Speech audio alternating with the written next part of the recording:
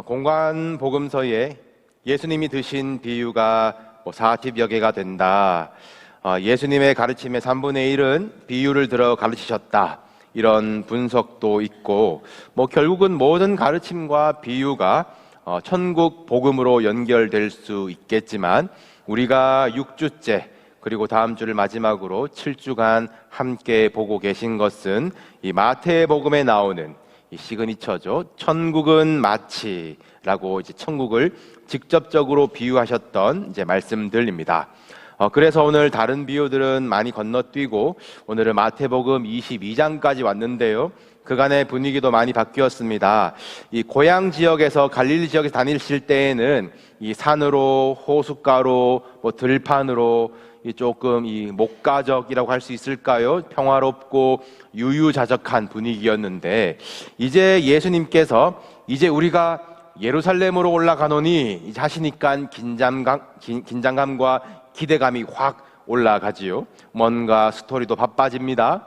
큰 무리가 줄지어 따라 예루살렘으로 올라가니까 여기 들뜬 야고보와 요한의 어머니는 이 예루살렘을 장악하고 이 새 나라를 건국할 줄 알았나 봐요. 주여, 주의 나라에서 우리 두 아들 중에 하나를 주의 우편에 하나는 주의 좌편에 앉게 하소서, 이 청탁을 하다가 머쓱해지는 일도 있었습니다.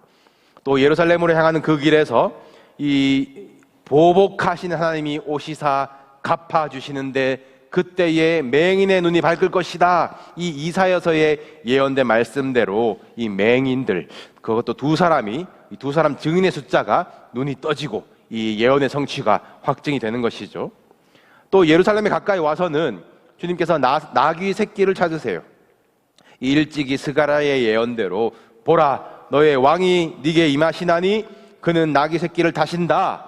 그의 통치는 바다에서 바다까지 이른다.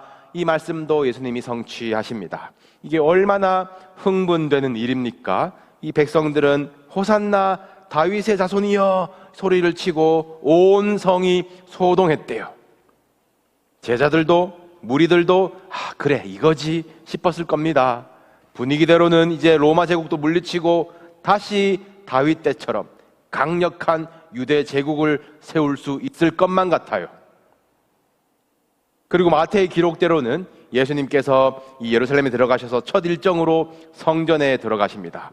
성전 안에서 장사한 이들의 상과 의자를 둘러 엎어버리세요. 또 그리고 길 가시다가는 배가 고프시다는데 무화과 나무를 보시고 가서 열매를 찾으시는데 잎사귀만 무성하고 아무 열매가 없으니 갑자기 예수님께서 이제부터 너는 영원히 열매를 맺지 못하리라, 이 무서운 말을 하시는데 무화과 나무가 바로 말라버립니다. 물론 이 황당한 사건도 의미가 있겠지만 오늘은 이 설교 본문 전후의 배경 정도로만 인상을 받으시면 되겠습니다. 어떻습니까? 예수님의 이러한 모습 좀 낯설지 않으십니까? 따르는 무리들의 이 호산나 환호에 혹시 취하신 것은 아닌가 이 걱정할 만할 정도로 그동안 안 그러셨던 모습들, 권위적이시고 조금은 과격한 모습을 보여주십니다. 예수님이 내가 불을 던지러 왔다, 화평이 아니요 검을 주러, 원어로는 검을 던지러 왔다, 이 말씀하신 적이 있거든요. 이 불과 검을 누구에게 던지시겠습니까? 갈릴리 시골에서 이 소박하게 살아가는 이들에게 던지시지 않겠죠. 예루살렘에서 로마에게 기생하면서 성전에서 종교 장사하는 자들, 율법을 어렵게 무겁게 지우는 자들, 천국에 자기도 들어가지 않고 남도 들어가고자 하는 자들을 막는 자들, 예수님은 이들에게 화 있을진저 불과 검을 던지셨어요. 근데 이들이 가만히 있겠습니까? 예수님이 성전에서 가르치고 계시는데 스스로 모습을 드러내죠. 대제사장들과 백성의 장로들이 나와서 따집니다. 예수 너 무슨 권위로 이런 일을 하냐? 이 권위를 누가 주었느냐? 이것이 바로 권위 논쟁으로 알려진 대화입니다. 참고로 이 복음서마다 이 논쟁하러 나오는 그룹들이 이제 미세하게 달라지거든요. 논쟁하러 나온 이들 중에 이제 서기관들이 껴있으면 뭔가 좀 이론적이고 신학적인 논쟁이 되고, 또 백성의 장로들이 그 그룹에 껴있으면 뭔가 좀 정치적이고 실세의 문제를 다툴 때가 많습니다. 참고하시면 복음서를 읽으실 때 좀 더 흥미가 있겠죠. 오늘 우리 본문의 배경에서는 이 대제사장들과 백성의 장로들이 나왔어요. 예수님은 이 권위의 출처를 묻는 이들의 질문에 대해서 어디로부터 받은 무슨 권위인지 알려주지 않으십니다. 하늘로부터 받았다, 이것은 독생자의 권세다라는 이 확실한 답이 있으시지만 지금은 논쟁을 이기려고 이 예루살렘에 오신 것이 아니시거든요. 십자가를 향해 가시는 예수님이십니다. 다만 이들에게 세 가지 비유로 말씀을 하시는데, 이 권위 논쟁에서 드신 첫 번째 비유가 두 아들의 비유라고 있습니다. 어떤 사람에게 두 아들이 있어요. 맏아들에게 얘야, 너 오늘 포도원에 가서 좀 일 좀 해라. 맏아들이 대답하기를 네 아버지 갈게요. 그런데 말만 하고 가지 않습니다. 둘째 아들에게 가서 똑같이 말합니다. 아들아, 오늘 포도원에 가서 일 좀 해라. 둘째 아들은 이거 뭐 막둥인지 못 빼먹은 것인지 실소이다 그래요. 그런데 그래놓고 나중에 뉘우치고 가서 일합니다. 이것이 비유인데 예수님이 물으세요. 누가 아버지의 뜻대로 하였느냐? 대제사장들과 장로들이 대답합니다. 둘째 아들이지. 예수님이 일침을 가하십니다. 세리와 창녀들이 너희보다 먼저 하나님의 나라에 들어가리라. 무슨 말일까요? 세리와 창녀들이 둘째 아들, 너희는 말로 예의만 번지르르하게 차리는 첫째 아들이라는 것이겠죠. 예수님이 계속해서 몰아붙이십니다. 다른 한 비유를 들으라. 두 번째 비유예요. 포도원 농부의 비유입니다. 한 집 주인이 포도원을 만들었대요. 새로 만들었습니다. 즙자는 틀도 만들고 망대도 짓고 모든 것을 마련해 놓고 농부들에게 세를 주고 타국으로 갔습니다. 그리고 그 말씀에는 열매 거둘 때가 가까우매라고 나와 있는데, 이 율법에 의하면 이 과목을 심고 첫 3년 동안에는 열매를 건드리지 못하고 둬야 됩니다. 이 할례의 개념이 여기 섞여 있는데 나중에 보면 좋겠고요. 이 3년 동안은 못 건드리고 넷째 해에는 이 모든 과실을 여호와께 드립니다. 그리고 다섯째 해가 되어야 그 열매를 거두어서 이제 가질 수가 있어요. 그래서 그리하면 너희에게 소산이 풍성하리라. 이것이 율법의 약속입니다. 그럼 이 비유에서 때가 되어서 열매를 받으려고 종을 보내는 이 포도원 주인은 아마 넷째 해라서 여호와께 드리려고 하는 것인지 다섯째 해에 이 수확을 위한 것인지는 모르겠지만 아무튼 이 농부들에게 어느 정도 시간이 주어진 상황이죠. 그런데 포도원을 맡은 이 농부들이 그 주어진 시간 동안 뭘 한 것인지, 주인이 누군지 모르는 것인지, 약속을 잊은 것인지 무시하는 것인지, 열매를 달라라는 주인의 종을 하나는 심히 때리고 하나는 죽이고 하나는 돌로 쳤습니다. 이 소식을 주인이 들었어요. 그러면 어떻게 해야 됩니까? 징계해야죠. 처벌해야죠. 그런데 이 주인은 더 많은 종들을 보냅니다. 죄를 묻지 않아요. 왜 죽였니? 왜 때렸니? 묻지 않아요. 다시 열매를 구합니다. 그런데 농부들은 또 주인의 종들을 때리고 죽이고 칩니다. 마지막으로 주인은 자기 아들을 보냅니다. 내 아들은 존대하겠지. 이 아들을 보내는 의미 자체가 나는 지난 일들을 용서한다라는 사인일 텐데, 이 농부들은 알아듣지도 못하고 우리 이 아들을 죽이고 그의 유산을 차지하자 작당하고 아들을 죽여버립니다. 예수님이 비유 끝에 질문으로 물으십니다. 이 주인이 이제 와서 어떻게 하겠느냐? 대제사장들과 장로들이 대답해요. 그 악한 자들을 진멸하고 포도원은 열매를 바칠 만한 농부들에게 세를 새로 주어야 될 것입니다. 예수님이 말씀하십니다. 하나님 나라를 너희는 빼앗기고 열매 맺는 백성이 받으리라. 굉장히 직설적인 비유와 해설이시죠. 너희는 하나님이 없는 듯이 사는 이들, 하나님이 맡기신 일과 약속을 무시하는 이들, 하나님이 지금도 살아계시고 회개하라고 아들을 보내셨는데 아들만 죽이면 끝나는 줄 아는 이들이라는 이 직격탄, 이 불과 검을 던지셨어요. 우리가 이 앞에 두 비유에 대해서 우리 마다들 같이 말만 하는 성도 되지 말자, 우리 뉘우치고 아버지의 뜻대로 하자, 아니면 맡기신 포도원 우리 잘 가꾸고 일하자, 결산의 때가 다가온다, 이 두 아들과 농부들의 입장에서만 적용을 하면 안 될 것이에요. 왜냐하면 이것은 권위 논쟁, 이 권위가 무엇인가에 대해서 다루실 때에 말씀하신 비유들이잖아요. 예수님께서 눈치를 주시는 이 권위자의 심정을 권위자의 심정을 깨달아야 하지 않겠습니까? 두 아들의 아버지의 권위는 어떻습니까? 누가 아버지의 뜻대로 하였느냐 물으실 때에 거기 대제사장들과 장로들이 한 대답, 둘째 아들이지, 이것이 정답일까요? 예수님은 그래 맞다, 그거 아니야 말씀하지 않으십니다. 왜냐하면 논쟁 처음부터 예수님은 나는 너희에게 이것이 무슨 권위인지 이르지 아니하리라 말씀해 주실 생각이 없으시거든요. 그리고 또 대제사장들과 백성의 장로들이 비유를 듣고 제대로 깨달을 사람들이 아니지 않습니까? 아버지의 뜻이 과연 뭐로 가도 서울만 가면 되는, 어찌되었든 누가 가서 포도원에 일만 하면 되는 그런 뜻이겠습니까? 마다들은 아버지 앞에서 도리를 다하는 척 순종하는 척만 하면서, 둘째 아들은 실소이다 면전에서 민망하게 하면서 아버지의 권위를 멸시하고 있잖아요. 대답은 마다들이 하고 이 일은 둘째가 가서 하고, 아버지는 아무것도 모르고 아이고 포도원 일은 되었네, 이 성과에만 좋아하면 될까요? 그것이 아버지의 뜻입니까?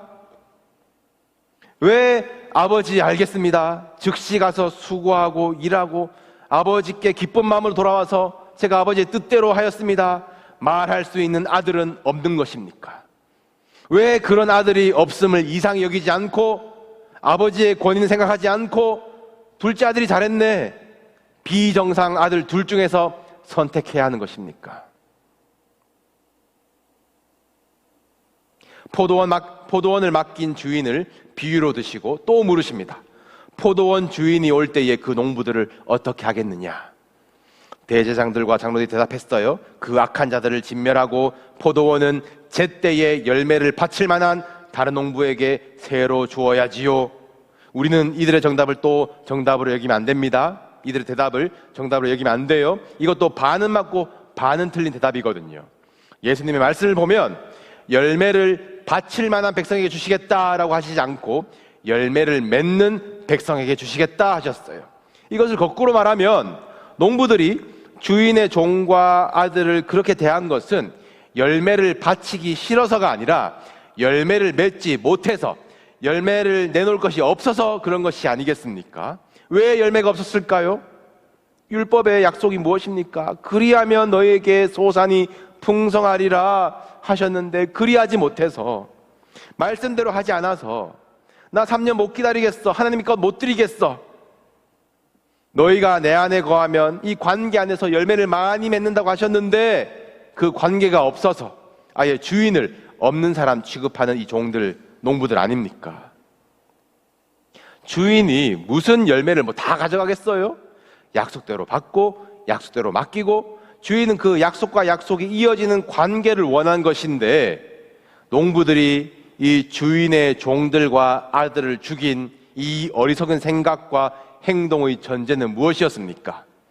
주인은 오지 않는다, 주인은 없다, 주인이 버젓이 살아있는데 우리 아들 죽이고 그의 유산을 차지하자, 법적으로도 안 되는 일을 아들만 죽이면 다 끝나고 포도원이 자기 세상 되는 것처럼 생각하는 이들, 주인을 없는 사람 취급하면서 권위를 멸시하는 이들입니다. 이것을 이상하게 여기지 않고 아이고 새를 새로 줘야 되겠네요 헛소리하는 이들 아닙니까? 예수님께서 이 권위 논쟁에서 세 가지 비유로 말씀하신다고 했는데 앞에 두 가지 비유를 보셨고요. 이 세 번째 비유가 오늘 함께 읽으신 본문, 예수께서 다시 비유로 대답하여 이르시되 라고 시작했던 오늘 본문입니다. 혼인잔치의 비유이고 이 천국은 마치라고 이제 이 같은 문구로 시작을 하면서 천국을 비유하십니다. 그렇다면 오늘은 우리가 이 흐름대로 이 비유에서도 우리가 누가 혼인잔치 들어갈 수 있냐, 그것보다는 이 천국의 권위에 대해서 생각해 보시면 좋겠습니다. 천국은 마치 자기 아들을 위하여 혼인잔치를 베푼 어떤 임금과 같으니, 이 임금의 권위를 우리가 생각해 보면은 오늘 우리에게 주시는 주님의 마음이 있으리라 기대합니다. 이 비유의 내용은 같이 읽으셨지요. 임금, 우리 왕이라고 합시다. 이 왕이 자기 아들을 위하여 혼인잔치를 열었는데, 이 청한 사람들, 이 사람들을 미리 택하여서 정하여서 초대한 사람들입니다. 이 청한 사람들이 오기를 싫어한대요. 왕은 다른 종을 보냅니다. 이 관례적으로는 더 높은 직급의 종을 보내서 예의를 갖추겠죠. 와주십시오. 이 왕의 종이 이 초대된 사람들에게 뭔가 굽신거리는 것 같아요. 소와 살찐 짐승을 잡았고 모든 것을 갖추었으니까 오기만 하십시오. 그런데 이 사람들이 돌아보지도 않습니다. 누구는 밭으로, 누구는 자기 사업하러 가버리고, 어디 안 가는 사람들은 이 종들을 잡아서 모욕하고 죽여버립니다. 당황스럽죠? 뭡니까 이게? 이게 무슨 분위기입니까? 왕이 이 아들의 혼인잔치를 베풀었는데 거기 청함을 받았으면 뭔가 VIP, 이 가문의 영광 아닐까요? 왜 가기를 싫어하고 왜 돌아보지도 않고 가버릴까요? 죽일 필요까지 있었습니까? 진짜 밭일이 바빠서, 사업하느라 바빠서 못 갔을까요? 아니요. 그냥 그 나라 풍토가 그리한 것이에요. 단합이라도 한 듯이, 얘들아 이번에 왕의 아들 결혼 소식 들었지? 초대받았지? 근데 우리 가지 말자. 단체 행동하는 것이죠. 반역하는 것이죠. 왕이 이들에게 왕이 아니라서, 왕의 권위를 인정하지 않아서, 왕의 힘을 무시해서 겁도 없이 왕의 종들을 잡아서 모욕하고 죽이는 것입니다. 하나님이 왕이신데, 하나님의 말씀이 곧 법인데, 마치 그때의 왕이 없었으므로 자기 소견에 오를 대로 행했던 이 사사시대와 같은, 그때와 다를 바가 없는 이 무법 세상입니다. 왕이 참을 만큼 참았지요. 군대를 보내어서 살인한 자들을 진멸하고 그 동네를 불사릅니다. 그리고 예정된 이 혼인잔치를 위해서 종들에게 시키기를, 너네 길에 나가서 사람들을 만나는 대로 혼인잔치에 데려오라 명령하십니다. 이제 종들이 나가서 악한 자나 선한 자나 만나는 대로 모두 데려오니까 혼인잔치에 손님들이 가득해졌대요. 이 혼인잔치를 포함해서 어떤 행사에 누가 오는지가 이 호스트의 체면 아니겠습니까? 길에서 아무나 만나는 대로, 걸리는 대로 데려다가 앉혀놓은 게 혹시 저런 사람이 혼인잔치에 들어간다고? 이것이 왕의 체면, 왕의 권위를 상하게 하는 일이 아닐까 긴장돼요. 그런데 왕이 손님들을 보러 들어옵니다. 왕이 쭉 둘러봅니다. 선한 자, 악한 자 신경 쓰지 않아요. 그런데 왕을 거슬리게 한 사람이 있습니다. 예복을 입지 않은 사람이에요. 길에서 급하게 데려다가 사람 채워놓고 예복까지 입고 왔니 아니니 따지는 것 너무한 거 아니냐 생각할 수 있지만, 예복 입지 않은 한 사람이라고 나와 있습니다. 한 사람. 나머지 다 입은 겁니다. 이것은 이 당시 문화가 특히 높은 권위의 사람일수록 혼인잔치 하객들의 예복을 잘 준비해 놓습니다. 초대를 받은 사람들은 와서 입기만 하면 되는 것이에요. 그런데 이 사람은 입기만 하면 되는 예복도 입지 않았으니 왕이, 친구여 어찌하여 예복을 입지 않고 여기 들어왔느냐 물을 때에 아무 말도 못했다라고 나와 있는 거예요. 그리고 쫓겨나는 것입니다. 슬피 울며 이를 가는 것이에요.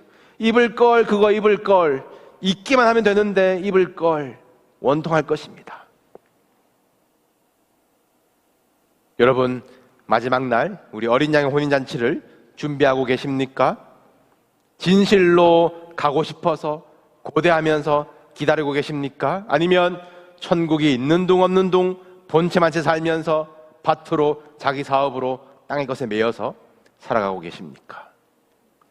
여러분은 미리 초대를 받아서 가는 사람입니까? 아니면 길에서 얻어 걸린 사람입니까? 나는 초대받아서 왔는데, VIP인데 뭐 저런 애들도 여기 들어왔지.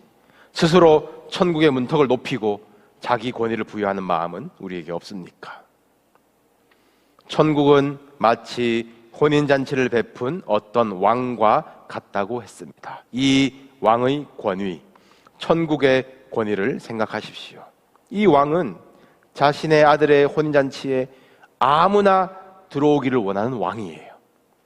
누구나 오게 하기 위해서 이 체면과 권위를 포기한 왕입니다. 그러나 또한 한 사람이 거슬리는 왕이에요. 하나님은 모든 사람이 구원에 이르기를 원하십니다. 그 은혜가 우리를 향하기에 우리가 혼인잔치에 들어가는 것이지, 우리가 뭐가 잘났다고, 우리가 무슨 왕의 권위에 맞는 품격을 가진 자라고 거기 고개 빳빳하게 들고 들어갑니까? 바울은 구원의 때가 가까워졌다라고 했어요. 오늘 본문대로 바꾸자면 혼인잔치의 때가 가까이 온 것입니다. 바울이 성도들에게 부탁하는 것은 오직 주 예수 그리스도로 옷 입고 정욕을 위하여 육신의 일을 도모하지 말라. 믿음으로 말미암아 그리스도 예수 안에서 하나님의 아들이 되었으니 누구든지 그리스도와 합하기 위해서 세례를 받는 자는 그리스도와 죽고 사는 자는 그리스도로 옷 입었느니라. 여러분, 하나님은 모든 사람이 구원받기를 원하셔서 누구나 혼인잔치에 들어오도록 초대하시려고 왕의 권위를 포기하셨습니다. 그러나 단 한 가지, 왕의 위엄으로 카리스마로 살피시는 것은, 그 기준은 예복을 입었냐, 입기만 하면 되는 그 예복을 입었냐, 그리스도로 옷 입었냐, 믿기만 하면 되는 그 옷을 입었느냐, 우리에게 물으십니다. 그 옷을 입히시려고 지금 예수님은 주인 되시는 그 성전에서 주인 자리를 차지하고 자기 권위를 부리는 이들에게 참으시면서 또 말씀하시고 다시 혼인잔치로 초대하고 계신 것이에요. 이 대제사장들과 장로들에게 말씀하신 것 보세요. 세리와 창녀들이 너희보다 먼저 하나님의 나라에 들어가리라. 되게 기분 나쁘게 들릴 수도 있지만 거꾸로 생각해보면 세리와 창녀들이 들어간다, 그들만 들어간다 하지 않으셨잖아요. 너희보다 먼저 들어가는 거라고, 그러나 너희도 올 수 있다고 여지를 주고 계시잖아요. 이제 나를 때리고 모욕하고 죽이기까지 할 이들조차 구원받기를 바라시는 예수님의 권위 포기이시자, 또 역설적으로 천국에 들어가고 내어 쫓김이 나로만 말미암는다, 내가 곧 길이요 진리요 생명이다, 그 진짜 권위를 드러내시는 것입니다. 천국 비유 시리즈가 막바지로 향해 가고 있는데, 여러분이 배우신 천국은 어떤 곳입니까? 정말로 가고 싶은 곳, 햇빛보다 더 밝은 곳, 황금집이 있는 곳입니까? 많은 천국 비유들이 사람에 비유되었습니다. 집 주인과 같고 장사꾼과 같고 씨 뿌린 사람과 같고, 오늘은 임금과 같대요. 왜 천국이 의인화될까요? 천국은 주님과의 인격적인 관계입니다. 소유하는 것, 차지하는 것, 자기가 얻는 것이 아니에요. 천국은 그 권위를 인정한 그 관계 안에서 주인 되신 분, 왕 되신 분의 말씀이 내 삶을 통치하는 곳이 천국입니다. 말만 주여 주여 하면서 실상은 자기의 권위, 자기의 정욕대로 행하는 사람은 천국에 합당하지 않는 것이에요. 오직 주 예수 그리스도로 옷 입고 정욕을 위하여 육신의 일을 도모하지 말라. 여러분들의 삶에서 하나님의 권위, 말씀의 권위를 인정한 삶의 모습을 이루어내시기를 바랍니다. 그곳이 천국입니다. 길가도 돌밭도 가시떨기도 변화받아 좋은 밭 될 수 있는 곳, 가라지도 함께 자라게 두라 결국 밀알되게 하시는 곳, 겨자씨 하나를 위해서 밭을 포기하시는 곳, 곰팡이 누룩 같은 인생도 천국의 식탁에 올리시는 곳, 친구 삼으시려고 5시에도 나아가 일꾼을 찾아 헤매시는 그 마음들, 누구나 악한 자나 선한 자나 예복만 입으면 잔치에 참여하는 곳, 그 천국을 누리시다. 우리를 위해서 아들 내어주신 사랑, 그 예수 그리스도를 옷 입고 여호와의 영광이 가득한 삶으로 나아가시기를 우리 주님의 이름으로 축복합니다.